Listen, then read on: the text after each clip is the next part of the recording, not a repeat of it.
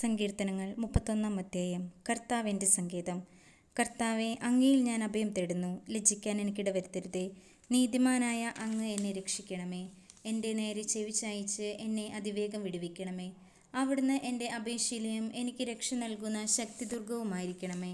അവിടുന്ന് എനിക്ക് പാറയും കോട്ടയുമാണ്. അങ്ങയുടെ നാമത്തെ പ്രതി എന്നെ നയിക്കണമേ. എനിക്ക് വഴികാട്ടിയായിരിക്കണമേ. എനിക്കായി ഒളിച്ചു വെച്ചിരിക്കുന്ന വലയിൽ നിന്ന് എന്നെ രക്ഷിക്കണമേ. അവിടുന്നാണ് എൻ്റെ അഭയസ്ഥാനം.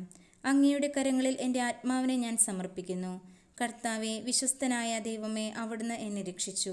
വ്യർത്ഥ വിഗ്രഹങ്ങളെ ആരാധിക്കുന്നവരെ അവിടുന്ന് വെറുക്കുന്നു. എന്നാൽ ഞാൻ കർത്താവിൽ ആശ്രയിക്കുന്നു. അങ്ങയുടെ അചഞ്ചല സ്നേഹത്തിൽ ഞാൻ ആനന്ദമടയും. അവിടുന്ന് എൻ്റെ ദുരിതങ്ങൾ കണ്ടിരിക്കുന്നു. എൻ്റെ യാതനകൾ അങ്ങ് ശ്രദ്ധിച്ചിരിക്കുന്നു. ശത്രുകരങ്ങളിൽ അങ്ങ് എന്നെ ഏൽപ്പിച്ചു കൊടുത്തില്ല. വിശാല സ്ഥലത്ത് എൻ്റെ പാദങ്ങളെ അങ്ങ് ഉറപ്പിച്ചിരിക്കുന്നു. കർത്താവെ, എന്നോട് കരുണ തോന്നണമേ. ഞാൻ ദുരിതമനുഭവിക്കുന്നു. ദുഃഖം കൊണ്ട് എൻ്റെ നയനങ്ങൾ ക്ഷയിച്ചിരിക്കുന്നു. എൻ്റെ ജീവനും ശരീരവും തളർന്നിരിക്കുന്നു. എൻ്റെ ആയുസ്സ് ദുഃഖത്തിലും എൻ്റെ വത്സരങ്ങൾ നെടുവീർപ്പിലും കടന്നു പോകുന്നു. ദുരിതം കൊണ്ട് എൻ്റെ ശക്തി ക്ഷയിക്കുന്നു. എൻ്റെ അസ്ഥി ദ്രവിച്ചു പോകുന്നു. ശത്രുക്കൾക്ക് ഞാൻ പരിഹാസപാത്രമായി. അയൽക്കാർക്കു ഞാൻ ഭീകരസത്വമായി. പരിചയക്കാർ എന്നെ കണ്ട് നടുങ്ങുന്നു. തെരുവിൽ എന്നെ കാണുന്നവർ ഓടിയകലുന്നു. മൃതനെപ്പോലെ ഞാൻ വിസ്മൃതനായിരിക്കുന്നു. ഞാൻ ഉടഞ്ഞു ചിതറിയ പാത്രം പോലെയായി തീർന്നു.